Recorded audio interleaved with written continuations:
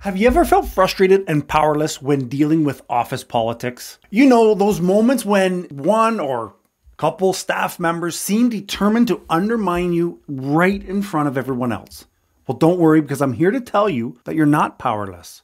In this video, I'll show you how to use these skills of resilience and empathy to rise above the office politics and reclaim control of your team. Welcome to the channel, Leadership with Mike. On this channel, I help you become a more confident leader, and I do this with no nonsense sense, if that makes any sense. Ever since I started my career in management, let's just say I've encountered some tricky situations with difficult people who, in my opinion, were trying to sabotage me and my authority. But luckily, I learned ways to cope with these people by increasing my resilience and using tactics of empathy. And now I want to share these with you, these tried and true techniques, so that you can start taking charge of your workplace environment. To start off with, let's dig deep and figure out why.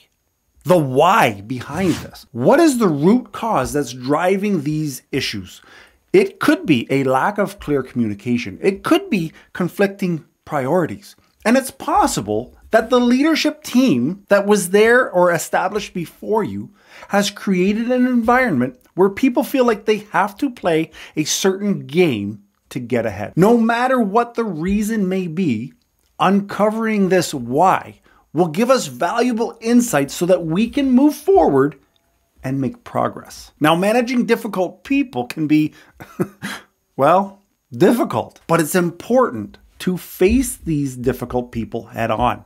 Instead of avoiding these individuals, it's crucial to establish clear boundaries and expectations. Remember the phrase, firm but fair, and apply it to everyone, but especially to workplace bullies, workplace gossipers. Because if you don't protect your boundaries and you don't protect your expectations, these people will take advantage of them.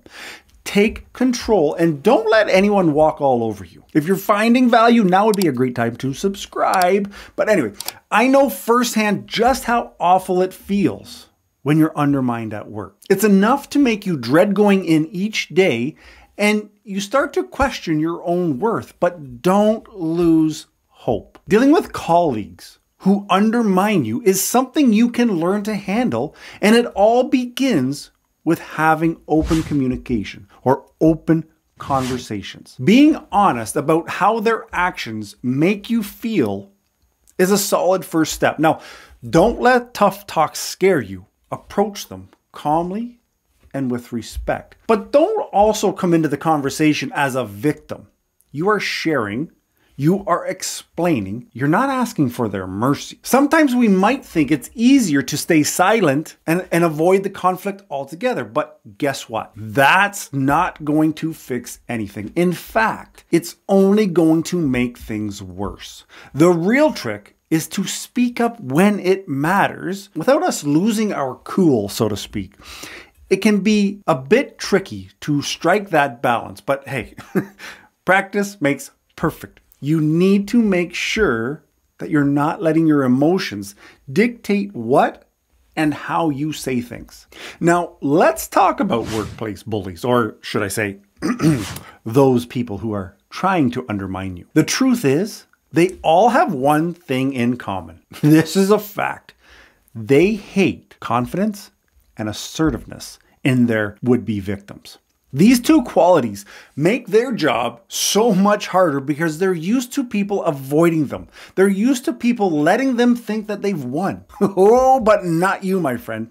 You need to remember that you were hired for a reason. Your skills and your knowledge are valuable assets to the team. So when faced with someone who tries to bring you down, don't you back down. Stand your ground and respond with firmness. Instead of letting negative comments get to you, turn them into opportunities for growth. Show everyone that you can handle difficult situations with grace and professionalism. Your colleagues will quickly realize that you are not to be underestimated. Now, before we get into your power move, let's talk communication. Clear communication is absolutely essential when it comes to your team. And that's where today's video sponsor, Connect Team, comes in. Connect Team is a mobile app designed to help your non-desk employees thrive in their workplace.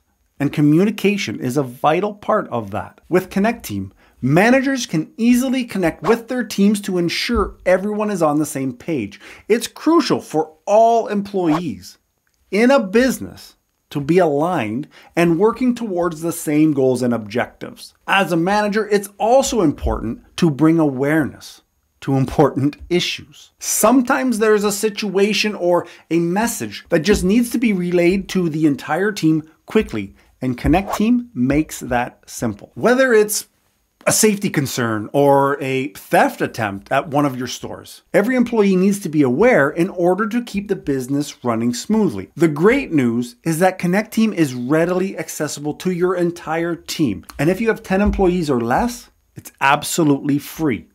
If you have more, you can use the link in the description for your 14-day free trial. Now, question, did you realize that as a manager, or even just someone who stands up for themselves, you have the power to put a stop to gossip and drama? It may be tempting to get involved in negativity, but trust me, that just keeps the toxic environment toxic.